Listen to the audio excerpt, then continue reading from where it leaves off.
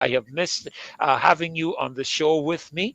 I have followed some of your comments throughout the evenings that I am not hosting, and it's a real joy and pleasure to have you joining us at this time that our country needs all of our help. Welcome to the Marcia Week Show. Well, thank you very much, Dr. Nichols. And it is indeed a great pleasure to be on the show tonight and to be in the company of the loyal sons and daughters all who I know love this country tremendously and is working towards a better Barbados.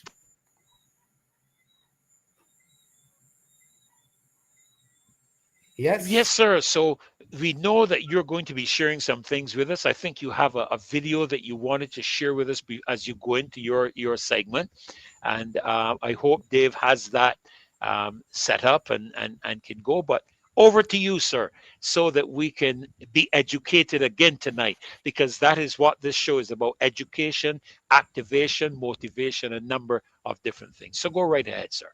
Yes. Well, the video will come right away and then I will go on. Yes, sir. Yes, you go ahead. In recent years, the idealized, romanticized picture of Columbus has begun to be reconsidered. The evidence for this revised view comes mainly from Bartolomé de las Casas, who was a contemporary of Columbus and who himself witnessed the scenes on Hispaniola, which he describes in the following passages.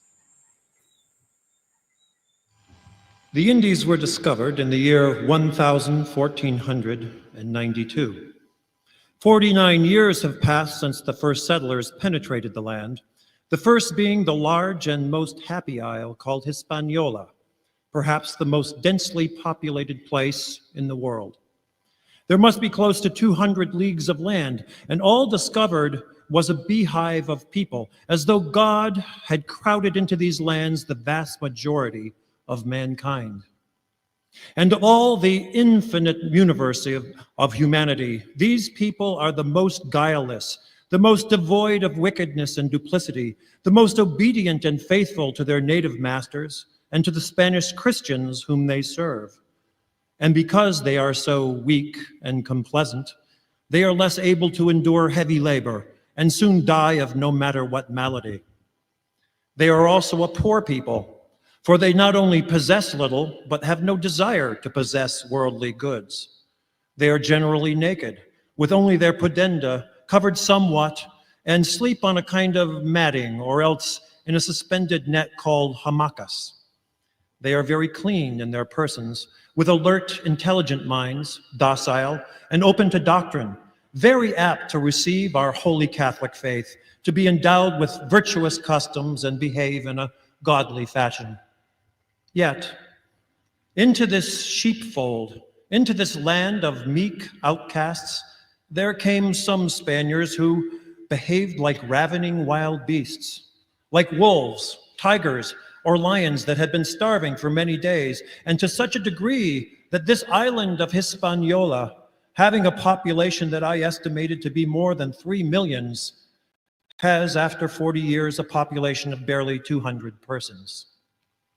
Their reason for killing such an infinite number of souls is that the Christians have an ultimate aim, which is to acquire gold and to swell themselves with riches in a very brief time, and thus rise to a high estate disproportionate to their merits. These lands are so rich and felicitous, the native people so meek and patient, so easy to subject, that our Spaniards have no more consideration to them than beasts. No, for thanks be to God, they have treated beasts with some respect. I should say, instead, like excrement on the public squares. The Indians began to seek ways to throw the Christians out of their lands and took up arms, but their weapons are very weak and of little service in offense and still less in defense.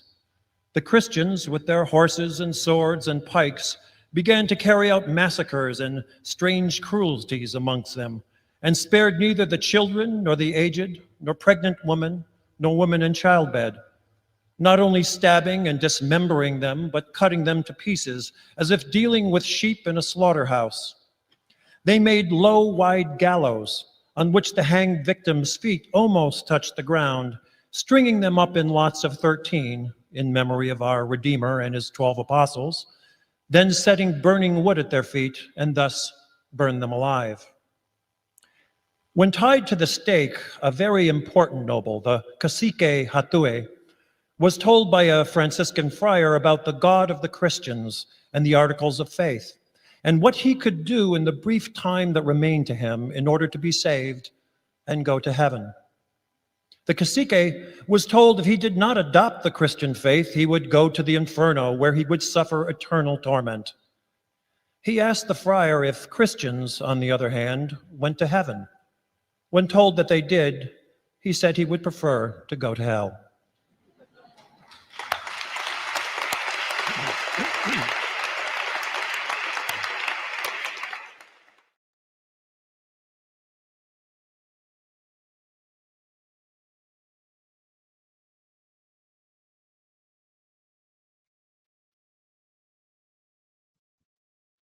Yes, sir. Yes. A very interesting video. Your mic is muted. Yes, Dr. Okay, Nichols. there we go. Yes, good. I asked that that video be shown tonight first because I am going to be alluding to it at the end of my presentation because it is going to highlight and emphasize the concerns that I have with the level of migration into Barbados and the negative impact of unchecked migration into our little country. But for now, I am concentrating, and the title of my presentation tonight is The Role of Citizens in the Ethical Governance of the Nation. The role of the citizens in the ethical governance of the nation. And I'm concerned about that because members of the loyal opposition have been subjected to abuse from the government and supporters of the government. I'm also concerned about the level of abuse that is meted out to Mr. Ralph Thorne, the Democratic Labour Party, and all others who have a different opinion to the government. And I'm particularly troubled by the treatment of Amoy Gildenborn during the discussion, the media discussion after the close of the St. James North by-election. I thought that that was outrageous. The way Mrs. Gildenborn was treated. Yes, Now, yes. in terms of emphasizing the role of citizens in the ethical governance of the nation, I want to draw to the attention of the loyal opposition the origin of Western ethics, and I'm going to be looking at the Greek words which denotes ethics. And now ethics is derived from two Greek words, ethos, which means habit or custom, and custom, ethos. And the second word that is to be used is ethikos, ethikos, which means character, or disposition. Hence, you have the word ethics. And ethics, therefore, is defined as a system of moral principles to help guide choice that affect how people make decisions and lead their lives. Okay? Now, um, Broom, and I have a book here that I have I'm recommending. I hope you can see it here. Mm-hmm. You are you seeing the title there?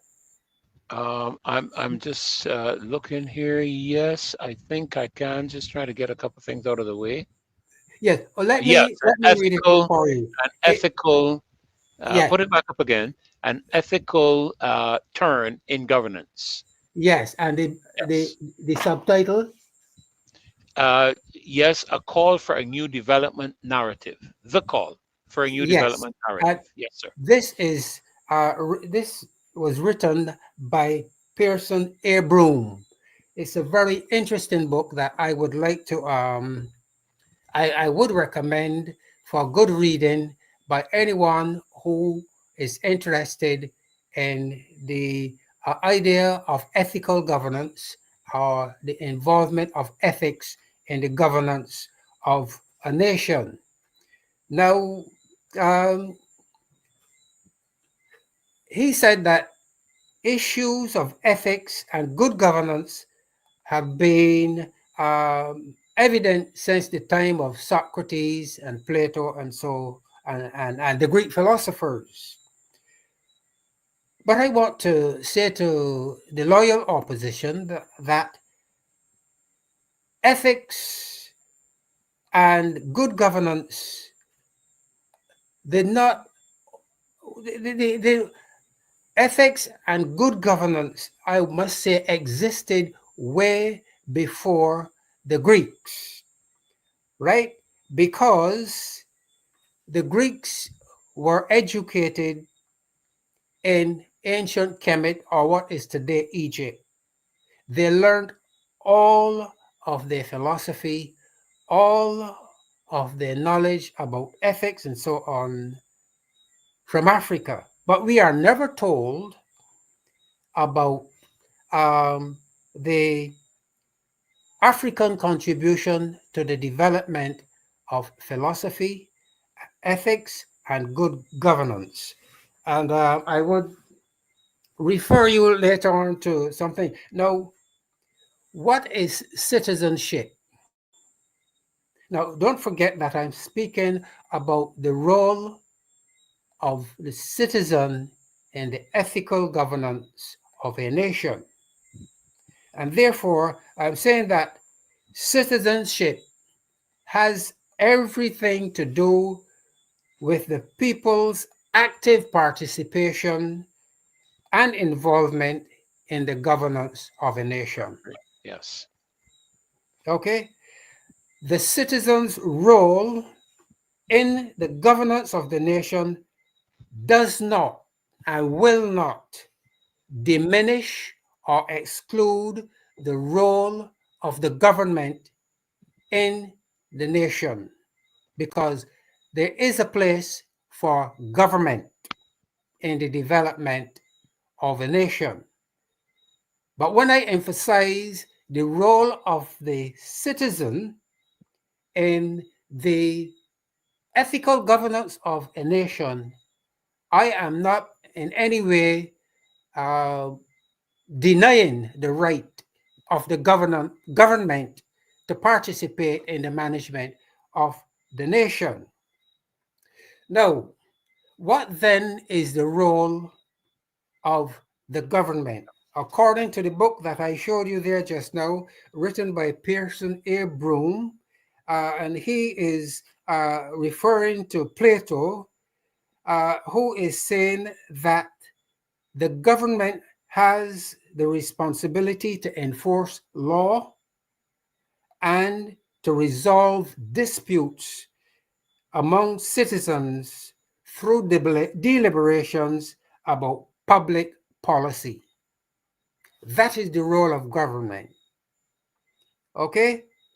To um, resolve disputes between the citizens, okay? And disputes like, for example, now let me give you a couple examples as to where there is tremendous dispute between citizens or the citizens concerned. You have, for example, uh, the right to freedom of speech, okay? But our right to freedom of speech is now being threatened by the cybercrimes bill. All right. Then you have government housing policy, which is of grave concern to the citizens of Barbados, particularly because of the Hope Project, which is the epicenter of massive corruption in Barbados. Then you have the obstruction of the Public Accounts Committee, and then um, the denial of the right to vote. Okay, uh, that occurred particularly during the COVID-19, Yes. the vaccine, Yeah, the during the pandemic. pandemic. During the Right, pandemic, right. yes. Now, let me draw on Aristotle now. Aristotle argued that there is an intimate relationship between politics and ethics because human beings, and I don't necessarily agree with him, but he said human beings are social and political animals. I don't like that part. And they must, yes, I Social don't and like that part. We are social, not social animals. and what? Social and ethical animals? Yeah, social Okay. and political animals Political animals, sorry. and must live as such by participating actively through influencing public policy. But I like the idea that as citizens, we are to participate in influencing public policy such as housing, and we have a right to object to the Hope Project. We have a right to object to the cybercrime bill and any legislation that the government may attempt to introduce which will contravene our natural human rights, right? Now, Aristotle also noted that the relationship between politics and ethics required ethics is required from both politician and citizen. Both the politicians and the citizens are required to behave in an ethical manner. Okay? And he said, and he based that on the maxim, the ruler is always better when the ruled is better.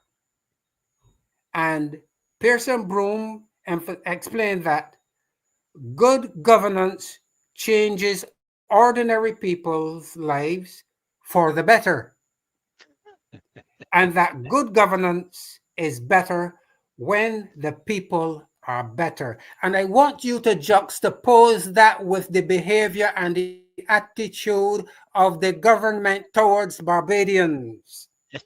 Nigel, the reason I'm laughing is, of course, from my reverential position, there is a verse that says, "When the wicked rule, the people groan, but when the righteous rule, they rejoice." So Mhm. I think we would be synergizing within the context of that, which you have just spoken. Yes, and he further stated public officers are required to make deliberations and perform actions that are directed towards the common good so that Mm, all people may flourish. Now, let me Mm. pause there a little bit. Any of you can tell me emphatically that the government is acting in a way that would cause all people to flourish? Can You you know, say that? just today, Nigel, I mentioned to someone that government's responsibility is a facilitator to put in place the legislative aspects and the different criteria that people can succeed in what they go to do. Just today, I shared that with someone. Yes. So public officers like the prime minister, the cabinet, parliament, judiciary, and all senior civil servants, in fact, all civil servants are accountable, must be held accountable for their action. Okay?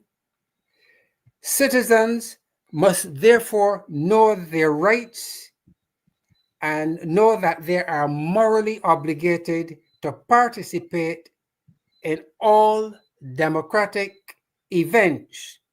And he said, including voting. Yes, yes, He very said that, important. and I'm making the analogy, so I'm bringing home the analogy soon. Yes, yes, Citizens who abdicate, or, Beijing's got a fancy of saying, well, I'm not voting because politics dirty, politics yeah, corrupt, and yeah, politicians ain't no good.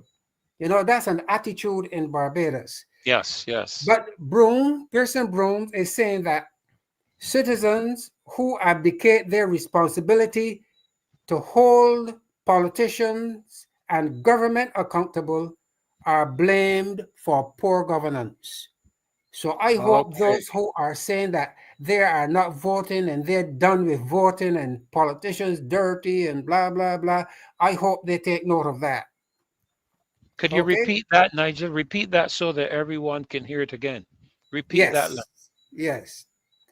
Now, Pearson Brooms and Plato and Socrates, and Pearson Brooms in his book, The Ethical Turn, he said, but public officers are required to make deliberations and to perform actions that are directed towards the common good so that all people may flourish. Okay? Um, good citizens also, good citizenship, you are responsible for holding the public officers accountable, and public officers such as the prime minister. We have a right and a moral obligation to hold the prime minister accountable, and cabinet, and parliamentarians, and civil servants. Okay? So that if we refuse to do that, then we will be liable, or we will be responsible for poor governance in the nation. As a citizen, all of us have a moral obligation to support and uphold the law, to conduct our deliberations and actions in a manner that is consistent with good citizenship. These are our responsibility. Ethics are therefore needed to place government under greater scrutiny. So, ethics among this ethical conduct by the citizens and ethical conduct by the politician, these are all needed so that we can hold, you would say, Dr. Ferdinand, hold the government's feet to the To fire. the fire. Hmm. But Hmm. we have to hold the government, we have to scrutinize the government. And so, by scrutinizing government deliberations and actions, you are exercising your moral duty, Yes. moral right to participate actively as possible as possible actively in the government. Okay. Now, and I wanted you to really pay attention to what Mr. Broom's, his book, very interesting book. Okay, very interesting book, particularly at this time in our history. So it is against that backdrop, Dr. Nichols, that we are to ponder the devastating impact of foreign invasion and conquest of indigenous people. And go back to the video that we had at the beginning of the show, my presentation, where now the indigenous people, and this was in Hispaniola, the indigenous people, and you recall how Father de las Casas described them as gentle, not greedy, and so very beautiful people, very wonderful people. They had their own cultural values, their own system of governance. They needed no police, nothing of the sort. They were living, as I would say, in a paradise. But then the invaders came in. And within a very short space of time, the Arawaks and Caribs, or the Indians, according to them, they were all wiped out and were just a few. Now, I am saying, Dr. Nichols, that we in Barbados are faced with a similar situation. Well, Nigel, our heading. I mean, we only have just have about 4 minutes left. Yes. But our subject for tonight is, where is our paradise? Where is our paradise? You just spoke about we're living in Hispaniola in a paradise. Yes. Well, we had a paradise here in Barbados. Where is it? Murder and robbery gripped Barbados. Where is our paradise? It's gone. It is gone. Barbados used to be the gem of the Caribbean, but it is gone. Okay. Now, and you know what is contributing to that? The government's sale of land to foreigners and the gifting or the vesting of the lands at Gemmett's Lane to the African Exim Bank. And we are now being surrounded, all of the sea coast taken up, hotels, aliens are now dominating, and we will not have access or free access to the beach. So I am saying that we are now confronted and faced with a similar situation to the Arabs, the Caribs, and the Arabs. And I'm saying, Dr. Ferdinand, that it is our ethical and moral responsibility to challenge the government and hold them accountable. And by the way, in closing, let me say, I think Adrian Hines and the Honorable Ralph Thorne, leader of the opposition, said that the gifting of the land to the African Exim Bank, that Gemmett's Lane land, is a done deal because the government did it. No, not at all. Not in my books. It is not a done deal. Okay? And we have a moral obligation to hold the government accountable for giving that land to a bank that I heard made over $35 billion in profit either last year or some time ago. Yes, last year. We have to hold the government accountable. Yes. Well, Dr. Nichols, I have been following Mr. Thorne's activities in Parliament from the moment, in fact, even before he crossed the floor, but I think more so since he crossed the floor.